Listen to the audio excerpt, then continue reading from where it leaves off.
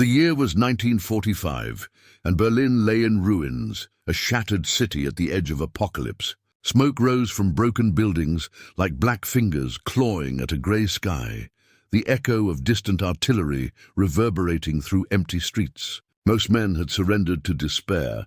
Most hearts had accepted the inevitability of defeat, but one officer dared to imagine a different path. He was a man who had pledged loyalty to a regime built on terror. Yet even within the iron grip of Nazism, he found a spark of conscience. It was a forbidden thought, one that could mean execution, disgrace, or worse. But it burned all the same. The war could end, not with Hitler's surrender, but with his own hand, a solitary act that might save thousands from senseless death. Captain Friedrich Lang, once decorated for his ruthless efficiency, now wrestled with a secret that could destroy him.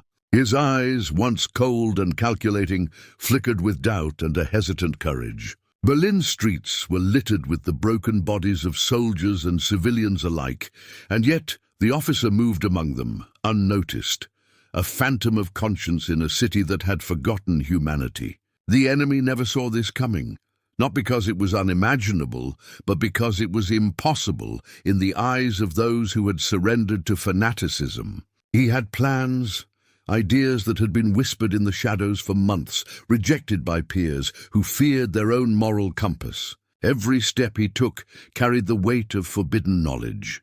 The Nazis were losing, the Allies advancing, and time was slipping like sand through his fingers. Lang's mission was not public. There were no orders from Berlin's high command, no grand strategy, only a personal conviction so radical it might have been insanity. Every document he touched, every coded message he intercepted, offered a glimpse into a potential endgame.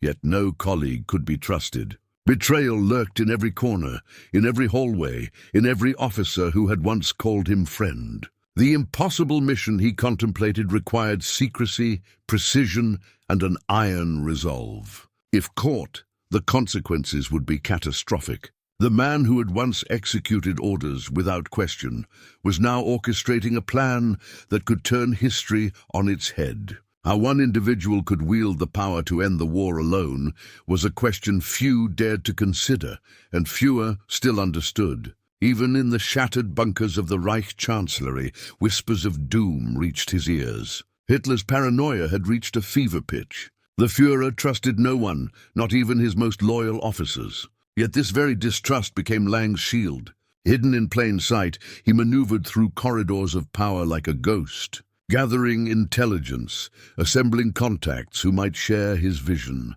Yet knowing full well that every ally was a potential traitor.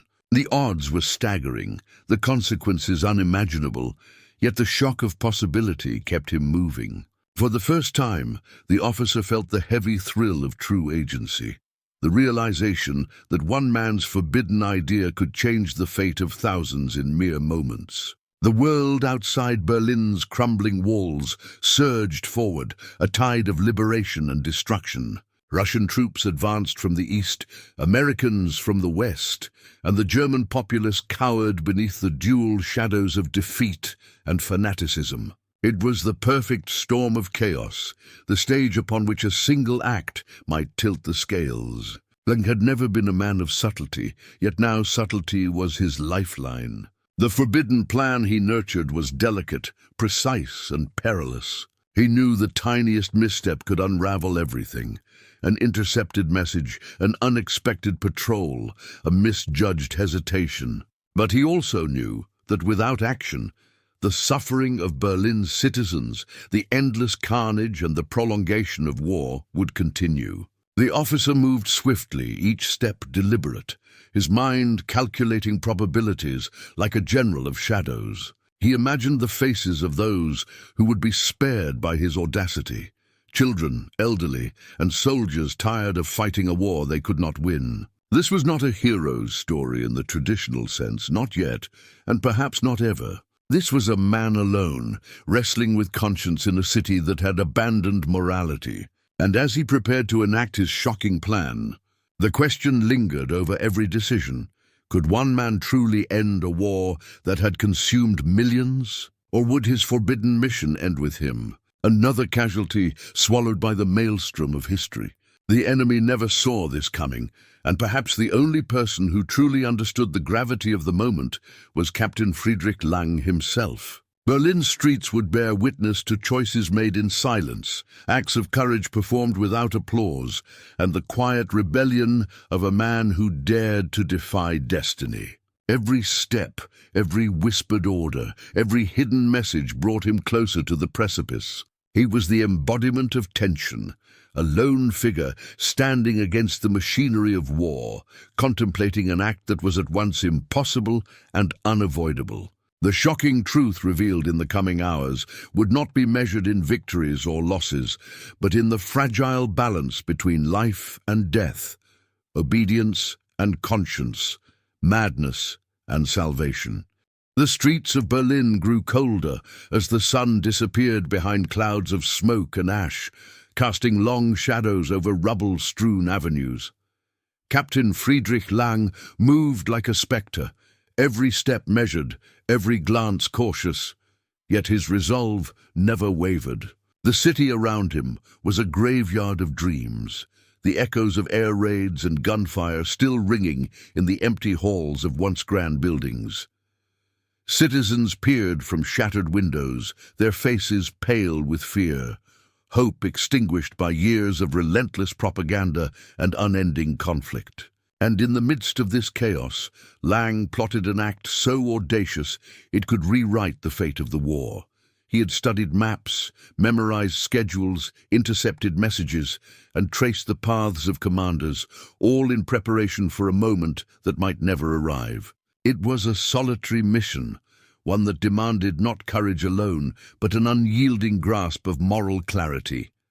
How one man could carry the burden of thousands, how one forbidden plan could defy the machinery of the Third Reich, was a question that no historian might have imagined. Every decision was a thread, pulled taut over a chasm of uncertainty, and yet Lang stepped forward, guided by a principle that few understood.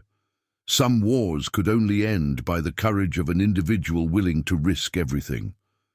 The Reich's final days were a theater of desperation. Officers whispered in corridors, soldiers deserted in droves, and Hitler's remaining inner circle huddled in fear. Lang knew that any misstep could cost him his life, yet he also understood that inaction was a far greater crime. His heart raced with anticipation and dread as he moved closer to his objective, every shadow potentially hiding a soldier loyal to the dying regime. The city's chaos was his ally and his enemy, providing cover but also amplifying the risk of discovery. He paused in the remnants of a bombed-out courtyard, listening to the distant thunder of artillery, imagining the thousands who might survive if his plan succeeded. This was not recklessness, it was precision layered with audacity. Rejected ideas that might have ended the war sooner had been discarded by others, but Lang embraced the impossible. He knew that the enemy would never anticipate the audacity of a lone officer willing to betray his own command for the sake of humanity. His plan was forbidden, unthinkable, yet in that very impossibility lay the slender thread of hope. Lang's mind raced through contingencies. Each hallway, each patrol, each locked office held dangers, yet he charted a course through Berlin as if reading a map only he could see. Soldiers passed, oblivious, consumed by fatigue and confusion, giving him the illusion of invisibility. The forbidden plan required infiltration into the heart of the Reich, a place where loyalty was rewarded and suspicion punished. He knew he could not rely on anyone but himself. Each moment of hesitation could be fatal. Each decision could ripple across the lives of thousands. Yet the officer moved with the calm of a man whose purpose was undeniable. His conscience had awakened, and it demanded action. How one man could alter the course of history depended on subtle movements, silent communication, and the audacity to challenge a system built on fear and obedience. Lang understood the paradox. The very regime he had served demanded loyalty, but that loyalty would prolong the suffering he wished to end. As he advanced, Lang's thoughts drifted to the soldiers trapped in endless combat, to families huddled in basements listening to the whine of bombs overhead, to children who had never known a world without fear. Could one man's act, secret, solitary, forbidden, undo the horrors of years of tyranny? The odds were impossible, yet he pressed on, driven by a vision few dared to imagine. Every creaking floorboard, every shuttered window, every whisper of wind through broken walls became part of his rhythm, a measure of tension that guided each movement. The city's destruction mirrored the moral collapse around him, but in Lang's mind a spark of order remained. He was alone, yet he carried the weight of thousands on his shoulders. Each heartbeat was a countdown, each breath a silent affirmation of courage. The impossible mission he had embraced was no longer theory, it was reality, unfolding with every cautious step through Berlin's ruins. The enemy never saw this coming, and perhaps they never could. Lang's presence was invisible, his intentions unknowable, yet the consequences of his actions would echo far beyond the shattered streets. In the shadows of a dying city, one man prepared to defy fate itself. He moved with determination, with fear tempered by resolve, with the quiet confidence of someone who had glimpsed a possibility few could imagine, that the war might end not with surrender or conquest, but with a single officer daring to act alone. The shocking truth revealed by his forbidden mission would remain hidden to most, known only to those who understood the courage required to step beyond obedience and confront destiny itself. Every step, every silent decision, every calculated risk brought him closer to a moment that could forever alter history. And as night fell over Berlin, the city seemed to hold its breath, waiting for the outcome of a plan that existed only in the mind of one man willing to face impossible odds. Berlin in early 1945 was a city drowning in chaos, a once proud capital reduced to a smoking labyrinth of ruins. Every street told the story of collapse, broken trams, hollow-eyed citizens, and soldiers with no orders to follow. The Reich's propaganda still screamed of victory, but its words echoed through hollow corridors where no one believed anymore. The Soviets pressed from the east, their artillery growing louder each night, while from the west came whispers of American tanks cutting through the Rhineland. The people of Berlin lived in a twilight between delusion and despair. They no longer asked if the war would end. They wondered if they would survive to see it. Captain Friedrich Lang walked through this dying city like a ghost in uniform. Once he had marched through Paris as a conqueror. Now he moved through his own homeland as a witness to its destruction. The officer who had once sworn allegiance to the Führer now carried a different oath within him, one unspoken, forbidden, and far more dangerous. The city around him was collapsing both physically and morally. Officers executed deserters in the streets. Civilians whispered in corners, terrified that a wrong word could lead to death. Hitler's promises of victory had become delusions shouted into bunkers, while the people starved above. The Luftwaffe was crippled, the Wehrmacht broken, and the SS still hunted for traitors that no longer existed. They knew this was not just defeat, it was madness disguised as loyalty. Each day he reported for duty, pretending obedience, but every salute burned his conscience deeper. His secret was unbearable. He no longer believed in the war. What began as devotion had turned to disgust, and that disgust had evolved into something sharper, a mission to stop it. How one man, alone and surrounded by fear, could attempt such a thing was beyond comprehension, but desperation breeds its own kind of courage. The streets became his battlefield, his mind the command center. He collected whispers from broken officers, learned the positions of key bunkers, and studied how chaos spread faster than gunfire. The enemy, he realized, was not just the allies outside, it was the blind obedience within. Hitler's orders grew increasingly delusional. Armies that no longer existed were commanded to attack. Phantom divisions were ordered to hold imaginary lines. Lang saw men die for illusions and knew the real victory would be ending the slaughter, not prolonging it. Yet to act against the Führer was treason of the highest kind. Even a rumor of disloyalty could end in execution. The Gestapo had eyes everywhere. Neighbors, soldiers, even children were informants. But Lang understood that fear was the last weapon of a dying regime, and fear, once faced, lost its power. He had seen enough of death to know that dying for a lie was worse than dying for truth. Berlin's landscape reflected the state of its soul: collapsed buildings, flickering lights, endless funerals. The Reich Chancellery itself had become a fortress of denial, its marble halls trembling under the weight of bombs and delusion. Hitler ranted in isolation, his trusted circle shrinking by the hour. Lang's rank granted him access to places few dared enter, but with access came danger. He had to play both roles, the loyal officer and the silent rebel. Each conversation was a test. Each word could betray him. He knew that to succeed, he had to think not like a soldier, but like a strategist, anticipating reactions before they occurred. Every morning he studied maps, not for defense, but for opportunity, where orders were slow, where communication lines were broken, where chaos might allow him to act unnoticed. The forbidden plan forming in his mind was simple yet monumental. Remove the men who would prolong the war, cut the head off the dying serpent before it could thrash the world into further ruin. But this required timing, precision, and luck, three things in short supply. Still, Lang pressed forward. His encounters with the suffering civilians strengthened his resolve. He watched mothers digging through rubble for food, children clutching the hands of fathers who had lost their will to fight. In those hollow eyes, he saw what the war had stolen, not just lives but meaning. The forbidden mission was no longer a question of bravery. It was a necessity born from empathy. Every sound of artillery reminded him that time was slipping away. Every order from high command was a reminder that madness had replaced strategy. The question that haunted him wasn't whether he would survive.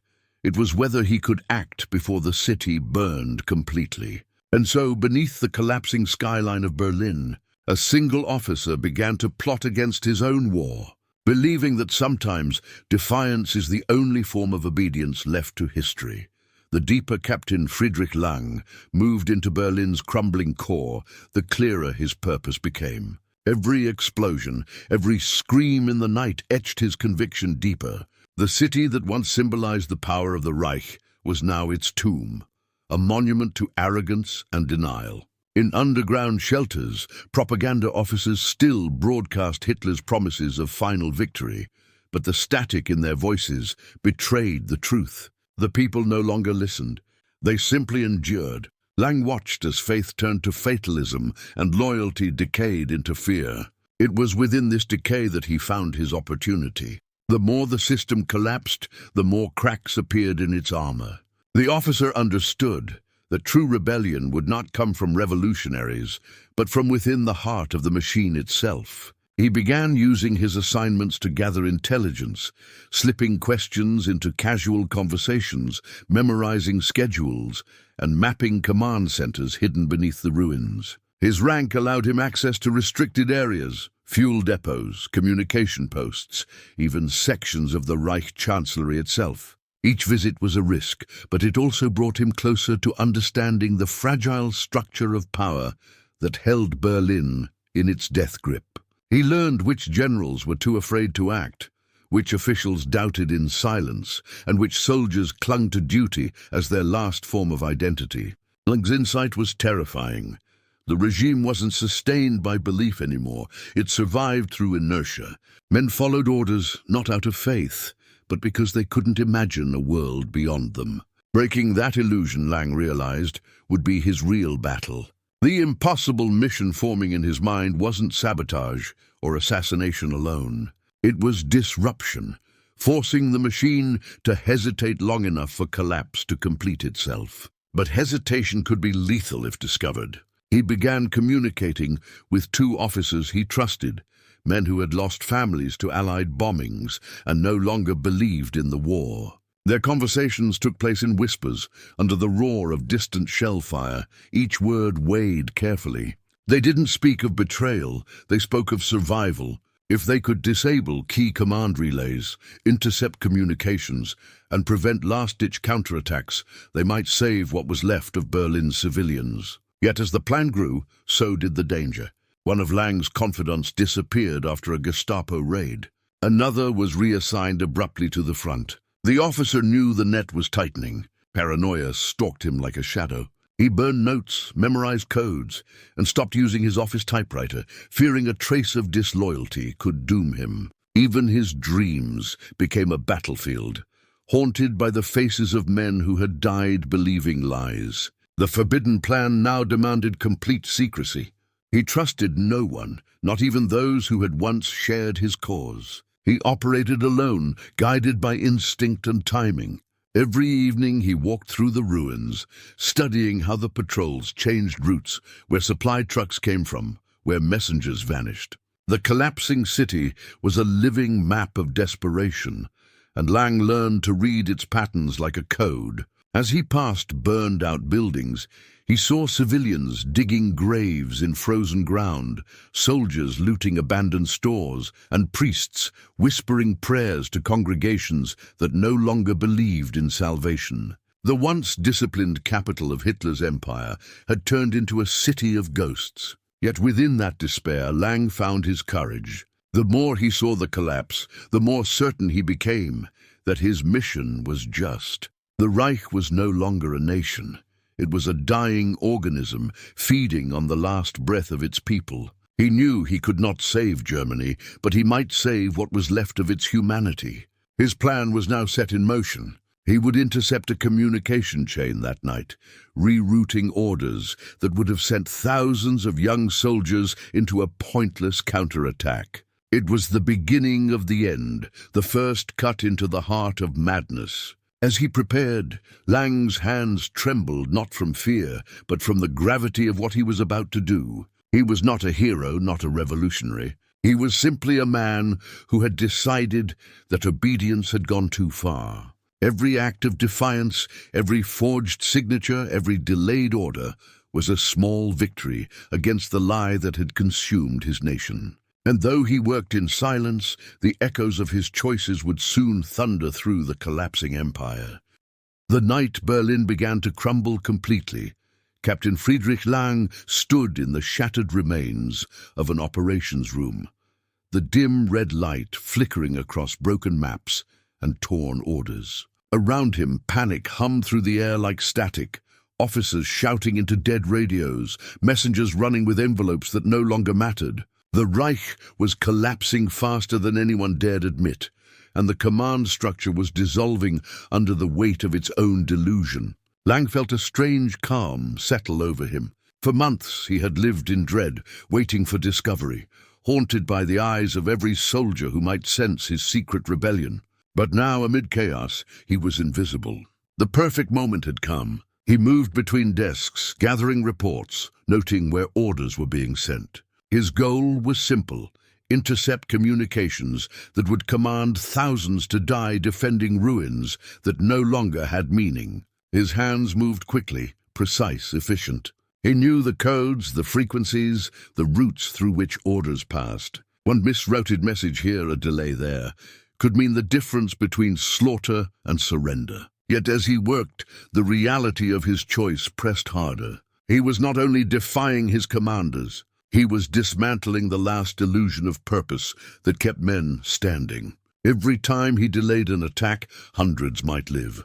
But it also meant defying everything he'd once sworn to serve. He caught his reflection in a cracked glass, his uniform stained, insignia dull. The proud eagle on his cap seemed to mock him now. What was loyalty worth when loyalty itself had become a weapon? Outside, artillery thundered closer. Each blast shook the walls, scattering dust and fragments of plaster across his desk. In the corner, a junior officer prayed softly, his voice trembling. Lang wanted to tell him to stop, to save his breath, but he couldn't. They were all just waiting for a death none could justify.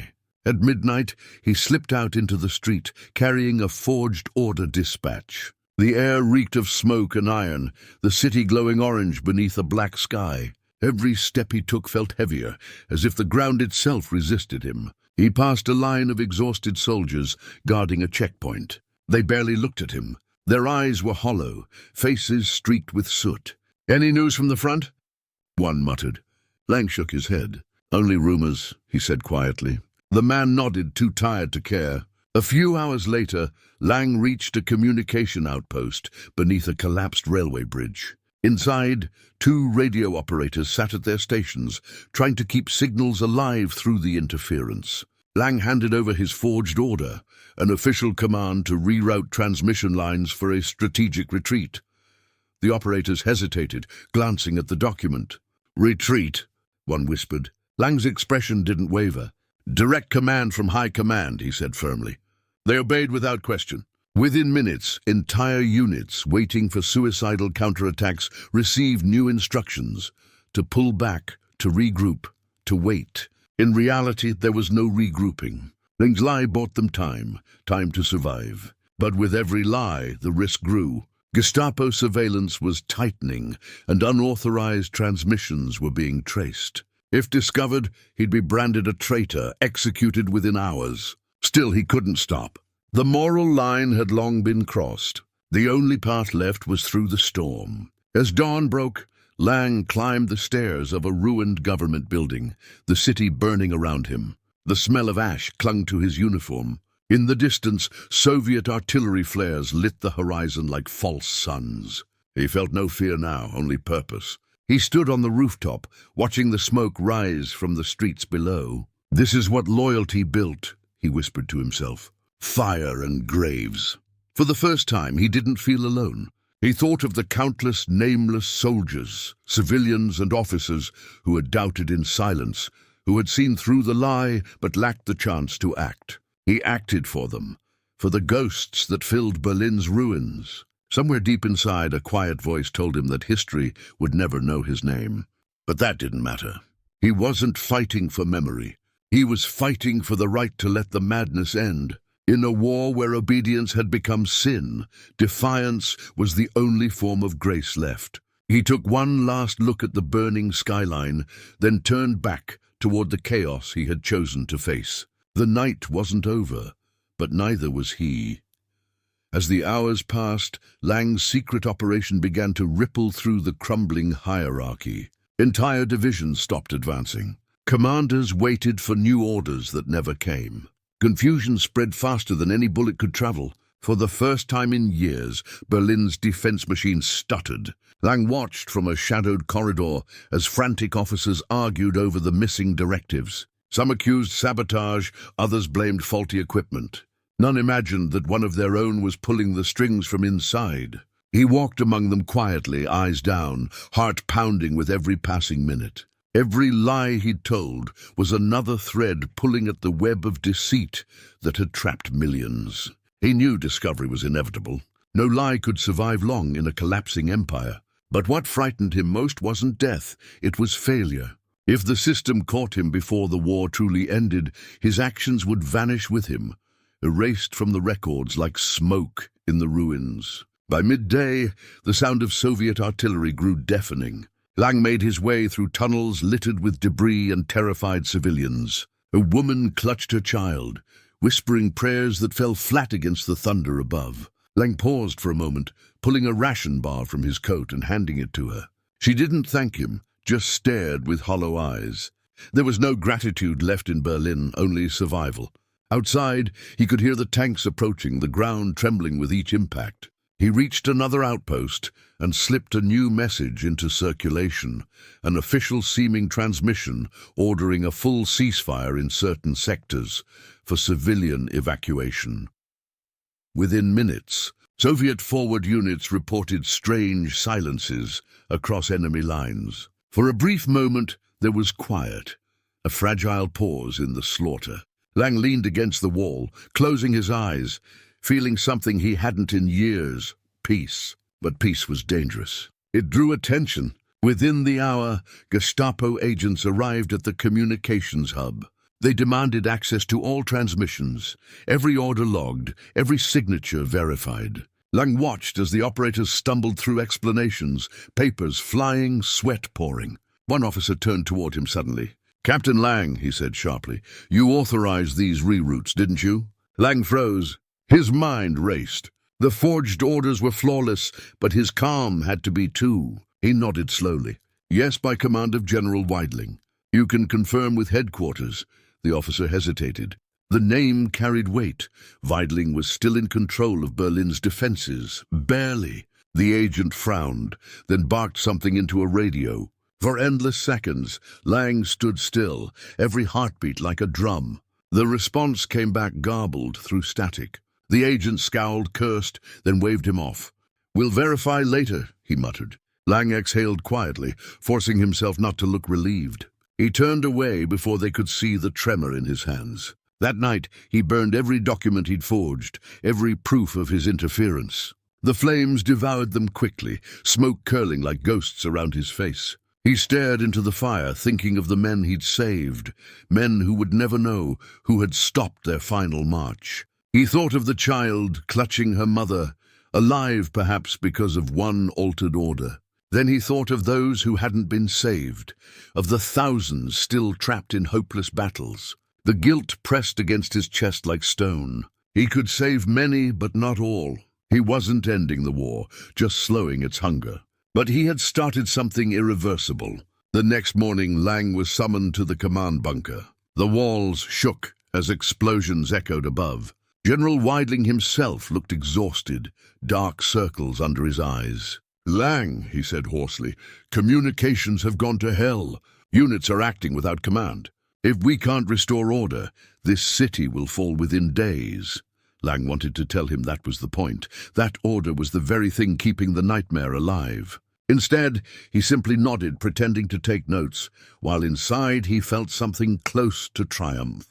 The fall was coming. Soon the madness would consume itself. Outside, the sound of the city dying grew louder. He stepped out once more into the ruins, feeling the heat of fire and the chill of wind against his face. His mission was almost complete. In the shadows of destruction, Friedrich Lang, one officer among thousands, had done what armies couldn't. He had turned obedience into silence and silence into surrender.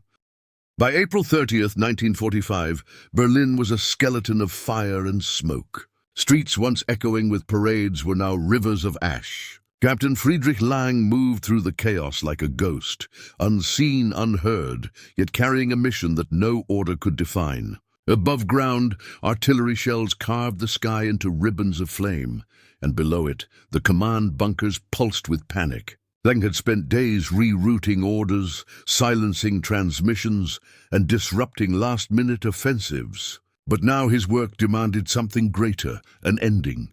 He knew that deep beneath the Chancellery, in the Führer bunker, madness ruled. Hitler refused surrender, sending phantom commands to divisions that no longer existed. To stop the killing, Lang would have to reach the heart of delusion itself. He made his way through the ruins, clutching forged clearance papers. Each checkpoint felt like walking through judgment. Guards, pale and exhausted, waved him through with dead eyes. They had stopped believing in anything but survival. In his pocket, Lang carried a single sealed document, a forged ceasefire request bearing Hitler's own insignia. If delivered to the right channels, it could trigger confusion among both Axis and Allied lines, halting strikes long enough for surrender talks to take root. It was a desperate lie, but lies had become his only weapons. As he approached the Chancellery ruins, the stench of fuel and decay grew unbearable. Inside, the bunker corridors were narrow and dim, echoing with shouts, arguments, and the scratch of boots on concrete. Officers stumbled past him carrying papers, cigarettes trembling between their fingers. One whispered, "They say the Führer's dead." Another hissed back, "Shut up! Watch your tongue." Lang said nothing. He had to find the communication center before the chaos turned inward. Down a flight of stairs, he entered a small operations room lit by flickering lamps. Maps hung crooked on the walls, riddled with red marks that meant nothing anymore. A lone officer looked up. "Captain, you're not assigned here," he said sharply. Lang handed him the sealed envelope. "Priority transmission from command," he replied. The officer hesitated, eyes darting to the insignia. "From the Führer himself?" Lang nodded once. The officer swallowed hard, then took the envelope. Within minutes, telegraph keys clattered, encoding and transmitting the false ceasefire order across multiple stations. The signal shot through the ruins like a ghost, carried by cables that still pulsed beneath collapsing streets. Somewhere on the front, the guns began to slow. Lang stood motionless as the message left his hands, watching it vanish into history. He had done it, set in motion a false peace meant to trigger a real one. But peace was never simple. Moments later, an aide burst into the room. "They've confirmed Hitler's dead," he gasped. Silence fell. The officer holding Lang's document froze, realizing what that meant. The order they had just sent bore the name of a dead man. Suspicion ignited instantly. Eyes turned toward Lang. "Who authorized this?" Someone shouted. Lang felt the weight of 100 gazes pierce him. For a split second he considered running, but that would seal his fate. Instead, he met their stares with steady defiance. "I followed the chain of command," he said. "Until someone tells me otherwise, we follow orders." The room hesitated. No one wanted to be the first to act, the first to accuse. Outside, the thunder of artillery faded for a moment, as if the city itself was holding its breath. Lang used the pause to leave. He climbed back through the corridors, his pulse pounding, his mind racing. The lie was spreading now, uncontrollable, unstoppable. Commanders uncertain whether the Führer had ordered surrender began to delay attacks. Others interpreted the order as a last instruction to stand down. The confusion bought precious hours, hours without bombs, without fire. On the streets, soldiers began abandoning positions, civilians emerging from basements in disbelief. The war machine was breaking under its own contradictions. Lang looked to the east where the horizon glowed red with Soviet shells and whispered, "It's ending." He felt neither relief nor victory, just exhaustion. He had played his part, and now all that remained was survival. As he turned the corner, a group of SS men appeared, their uniforms spotless even amid ruin. "Captain Lang," their leader said coldly, "you're under investigation. Come with us." His blood ran cold. The moment had come. The enemy wasn't across the river. It was right in front of him. Lang didn't resist as they escorted him through the ruins, the echo of boots on concrete ringing like a slow drumbeat of fate. The SS officers flanked him closely, their expressions carved from ice. Outside, the city's heartbeat was fading.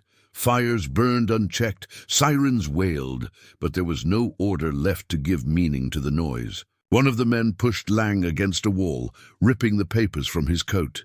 "Forgery," the officer hissed, holding up the falsified order. "You've been sending false commands." Lang met his gaze calmly. "And you've been sending men to their deaths for nothing," he said quietly. The officer struck him across the face. Blood pooled in his mouth, the metallic taste sharp and real. They dragged him into a dim room that once served as an interrogation chamber. The walls were cracked, smeared with soot, and the air was thick with the stench of oil and fear. The lead officer paced slowly. "You understand treason carries only one sentence," he said. Lang's voice was steady. "So does blind obedience." The officer froze. For a long moment neither spoke. Outside, an explosion rattled the ceiling, dust falling like ash between them. The officer's eyes flickered, fear, anger, perhaps even doubt. Lang saw it and pressed harder. "Look around you. Do you think this city still stands because of orders? It's over. We're fighting ghosts." The man's jaw clenched. He motioned to the guards. "Take him outside." They dragged Lang into the courtyard, the night sky glowing red from distant fires. Rubble surrounded them like tombstones. As one guard raised his pistol, another explosion roared nearby, knocking everyone to the ground. Lang seized the moment. He rolled, grabbing the fallen pistol, firing instinctively. 2 shots cracked through the smoke. The guards dropped. He didn't wait to think. He ran. His boots slipped on ash and broken glass, lungs burning with each breath. Behind him, shouts echoed through the rubble. He turned corners blindly, diving into the skeleton of a ruined building. The air was thick with dust, but through the chaos he heard something else, music. Somewhere below, an old gramophone played a warped tune, its record skipping through static. He followed the sound to a small cellar where a group of civilians huddled, old men, women, and a soldier missing an arm. They stared at him with wide, frightened eyes. "Are you one of them?" the soldier asked weakly. Lang shook his head. "Not anymore." He dropped the pistol and sank to the floor, chest heaving. For the first time, he allowed himself to feel the weight of it all. The fear, the guilt, the endless noise of a war that had devoured everything human. The woman nearest him spoke softly. "Will it end soon?" Lang looked toward the ceiling, hearing the thunder above. "Yes," he said, almost to himself. "It has to." Hours passed in silence. By dawn, Soviet tanks rolled into the city. The ground trembled with their advance. Lang knew what came next: surrender, occupation, and judgment. But for him, the war had already ended. He rose, adjusting his torn uniform. "Stay here," he told the civilians. "It's safer now." The wounded soldier looked at him with disbelief. "You saved no one," he whispered bitterly. Lang paused at the door. "Maybe not," he said. "But I stopped the dying for a while. Sometimes that's all a man can do." He stepped into the morning light, the cold air biting his skin. The streets were filled with silence, the kind that follows only after too much noise. Burned vehicles lay like skeletons, and the banners of a fallen empire hung limp in the smoke. He walked toward the Brandenburg Gate, or what was left of it, the symbol of pride now cracked and hollow. Soviet soldiers passed him without a glance. To them, he was just another defeated officer, another ghost among millions. He kept walking until he reached the river, the grey water reflecting the ruins of the city. For a moment he stood still, watching smoke drift across the surface. He thought of the faces he'd seen, the child, the officer, the men who never questioned, all of them gone into the same silence. He didn't know what history would call him, a traitor, a coward, or something else entirely. But deep down, he knew one truth. When the world went mad, he had tried to make it stop even for a moment. As the first light of day touched the broken city, Lang whispered, "It's over." Then he turned and walked into the ruins, swallowed by the dawn. The war ended not with a roar, but with a slow, exhausted silence. In the days that followed, the streets of Berlin became graveyards of memory. Bodies, bricks, and broken dreams scattered together. Smoke still drifted above the city like a ghost unwilling to leave. Among the ruins, whispers began to spread about a man inside the army who had tried to stop the fighting. Someone who had disobeyed the madness from within. No one knew his name, but stories travel fast when truth has been buried too long. Some said he forged orders to delay executions. Others claimed he sabotaged communications. None could prove it, yet hope clung to the rumor like ivy on stone. Friedrich Lang moved through that broken world quietly, avoiding soldiers, blending among civilians. His uniform was gone now, traded for rags that offered both disguise and shame. The war had taken everything from him, his faith, his friends, his purpose, but it hadn't taken his will to see what came next.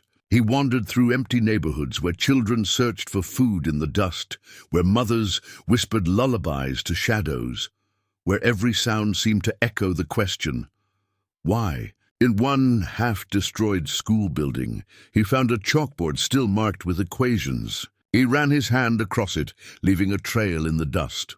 "So much for reason," he murmured. Outside, he heard the sound of Soviet trucks approaching, men shouting orders in a language that felt like judgment itself. Berlin was occupied. The Reich was finished. The empire that promised eternity had lasted only 12 years. But in those 12 years, it had taught the world what power without conscience could do. Lang saw soldiers tearing down swastika banners, replacing them with red flags. The irony stung him. New colors, same silence. History was shifting, but humanity didn't seem to learn. He turned down an alley and saw a group of civilians surrounding a radio, the first broadcast since the surrender. The voice was cold, factual, emotionless. At 2:41 a.m., May 7th, 1945, Germany signed an unconditional surrender. Hostilities will cease at 23:01 Central European Time. People stood motionless, unsure whether to cry or breathe. Lang felt tears burn behind his eyes, but they weren't of joy. It was relief mixed with sorrow, a freedom bought too late. He walked away before the others could see him. The city was alive again, but not living, just breathing after drowning. The same men who once screamed for victory now searched for bread. The same hands that saluted now trembled in hunger. And through it all, Lang wondered if his actions mattered at all. Had he truly saved anyone, or had he merely slowed the inevitable tide? At night, he hid in the basement of a collapsed building, using candlelight to write in a small notebook he'd carried since the early days of the war. The pages were filled with fragments, names, coordinates, memories. On one torn sheet he wrote, "I didn't fight the enemy. I fought the disease." He closed the book, hearing the faint sound of footsteps above. Soviet patrols combed the streets, rounding up officers for interrogation. If they found him, there would be no trial, no explanation. Just another dead officer, buried beneath rubble and guilt. He stayed still until the sound faded, then rose and stepped into the pale light of morning. The air smelled of rain and ashes. He looked toward the ruins of the Reich Chancellery, where once the world had been commanded to burn. Now it was just debris and silence. History had turned the page, but its ink was still wet. He thought of all the men who had obeyed blindly, of those who had believed until the very end. "Maybe I was a fool," he whispered. "But fools are sometimes the only ones who try." He knew he couldn't stay in Berlin. The city was haunted, and he was one of its ghosts. Somewhere beyond the ruins lay the chance to start again, to disappear, to live without the weight of a uniform or a cause. He turned one last time toward the city that had devoured him, then walked into the mist, his figure fading with the smoke. Behind him, Berlin continued to crumble, but now it was crumbling toward peace. Weeks passed, and the world outside Berlin began stitching itself back together with trembling hands. The war's ashes had barely settled, yet politicians and generals were already writing new speeches, new promises, new lies. Friedrich Lang had moved north, crossing rivers and ruins under different names. He became a ghost in a world that preferred forgetting. In the small town of Lübeck, he found work at a dockyard, repairing fishing boats with hands once trained for war. The sea was cold and honest. It didn't care who you were before. Each morning, the salt air bit his skin, reminding him he was still alive. At night, he stayed in a rented attic above a bakery, sleeping beside the smell of bread and burnt sugar. It was strange, almost cruel, how ordinary life continued while millions were still counting the dead. Sometimes he'd wake in the dark, hearing phantom orders shouted from memory. "Forward! Hold the line!" He'd sit up, gasping, drenched in sweat, and whisper to himself, "It's over." But the war had built a home inside him, and peace was only pretending. One afternoon, while fixing a broken rudder, he overheard two British officers talking nearby. They spoke of trials in Nuremberg, of justice, of reckoning. Names were being listed, faces hunted. His own wasn't famous enough to appear in the papers, but the guilt didn't need a headline. He watched seagulls drift above the harbor and wondered how long a man could live with ghosts. That evening he took his notebook from his coat. The pages had grown soft from moisture, the ink bleeding like old wounds. He read what he'd written months before, fragments of conscience, fragments of confession. "If truth dies quietly," one line said, "then silence is its grave." He closed it, realizing that he could not carry silence forever. The next day, he went to the British camp outside town and asked to see an officer. The guard looked suspicious. "Name?" Lang hesitated. "Friedrich Bauer," he lied, but his voice trembled just enough to betray him. Within hours, he was sitting across from a major in a tent filled with paperwork and cigarette smoke. The man studied him carefully. "You were Wehrmacht?" Lang nodded. "And why come here now?" "Because truth doesn't belong to the victors," he said quietly. "It belongs to whoever still remembers." The major leaned back, intrigued. "And what truth is that?" Lang told him everything. The falsified orders, the delayed commands, the lives he'd tried to save from pointless slaughter. He didn't beg for mercy, didn't claim heroism. He just wanted the story to exist somewhere beyond his own guilt. When he finished, the officer was silent for a long time. Finally, he said, "You understand this confession could condemn you?" Lang nodded. "I'm already condemned. They kept him in custody for weeks, questioning him, verifying what they could. Some of his claims matched other testimonies. Some couldn't be proven. But in the quiet moments between interrogations, he felt lighter, as if the words themselves had peeled away a layer of his burden. One evening, the British major returned to his cell. "You'll be released," he said. "Not pardoned, just released. The world needs to move on, and you're not on anyone's list." Lang stared at the wall. "Moving on doesn't mean healing," the officer sighed. "No, but it's all we can do." When they let him go, he didn't look back. He walked along the harbor, the sun setting in a slow, bruised orange. The water reflected a sky that had seen too much. A group of children played nearby, throwing stones and laughing. Their laughter was sharp, piercing, alive, and it made his chest ache. He sat by the pier and watched as the tide swallowed the stones one by one. "Maybe this is redemption," he whispered. "Not being forgiven, just being forgotten."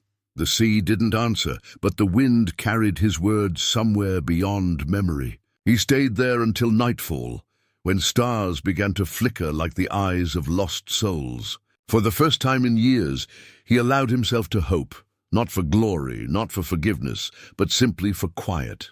And as the moon climbed over the ruins of a continent, Friedrich Lang finally understood that peace wasn't something nations declared. It was something men earned by learning to live with what they'd done. Berlin's night sky was silent for the first time in years. No bombs, no alarms, only the hum of distant trains and the low murmur of a city learning how to breathe again. Friedrich Lang stood on the balcony of a half-broken apartment overlooking the ruins of what once had been the capital of the Reich. The wind carried the scent of ash, mixed with the faint sweetness of spring, a cruel reminder that life had continued even as men had tried to end it. He looked down at the streets below, where children played among stones that once hid soldiers. He felt like a ghost wandering through the world he had tried to save, but failed to. He remembered that night in April, the one where he had made the call, the decision that branded him a traitor. He'd believed one act could change everything, that one man could end madness with courage. But wars don't listen to courage. They swallow it. The city was alive now, but it no longer belonged to men like him. He saw posters in Russian, English, French, people selling black bread and cigarettes, a world piecing itself together without him. The very thought brought a strange peace to his heart. Maybe that was the point, to act, to try, and then disappear so others could live without remembering your name. He closed his eyes and heard echoes of his men shouting, of engines roaring, of the voice on the radio calling for surrender. He remembered tearing off his insignia before walking into that bunker.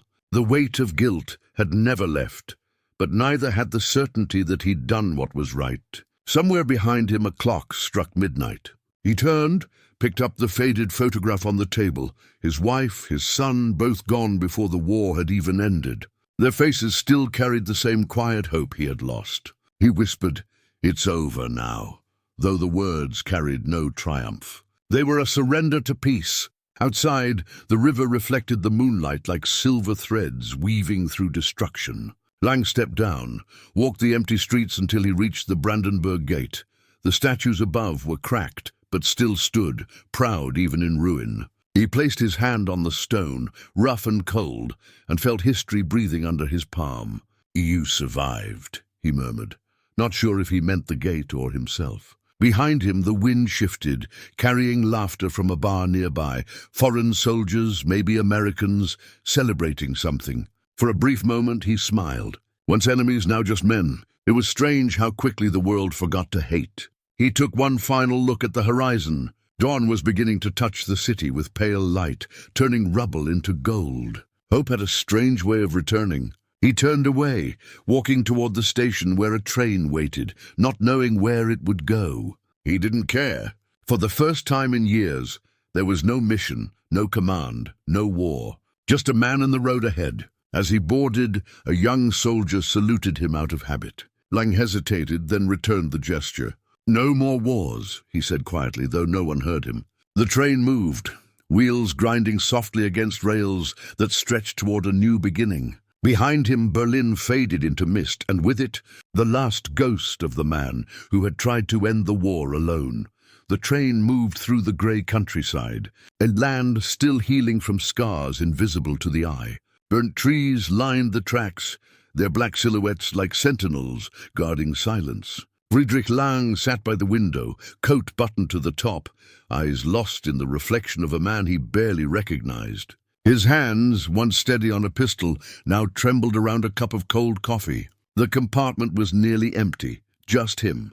A nurse carrying flowers and a boy clutching a wooden plane. The boy's toy reminded him of the Luftwaffe pilots he'd once commanded, young men full of fire who believed in duty more than life. He wondered how many of them ever saw peace. The nurse smiled politely and asked if he was traveling home. "I'm not sure there's a home left," he said quietly. She nodded as if understanding. No one had a home anymore. Europe itself was trying to remember what that meant. The train slowed as it passed through small towns, each one a patchwork of ruin and rebirth. He saw children planting seeds in front of bombed-out houses, priests rebuilding churches with their bare hands, women painting signs of peace on broken walls. It was strange, he thought, how humans rebuilt faster than they forgave. He pulled from his pocket a folded letter, yellowed and soft at the edges. It was the one he had written before his failed plan, the one never sent. "If this reaches you," it began, "know that I tried, not for orders, not for pride, but for mercy."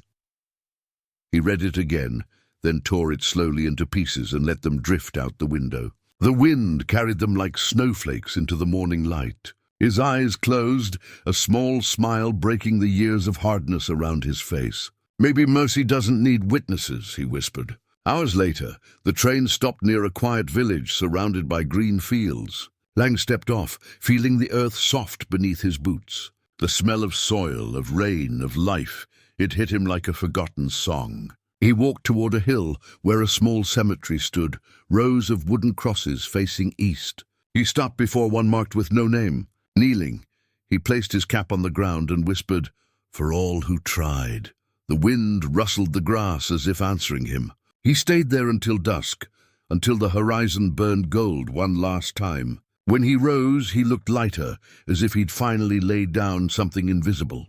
As he walked away, the sound of church bells carried over the valley. Each toll felt like a heartbeat returning to the world. In that moment, Friedrich Lang wasn't a soldier or a traitor or a forgotten officer. He was simply a man who had wanted the war to end, and perhaps that was enough. Behind him, the unnamed cross stood firm against the fading light, a symbol not of defeat but of choice. The sun dipped below the hills, and with it the last chapter of his war closed quietly, without applause, without witness, but with peace.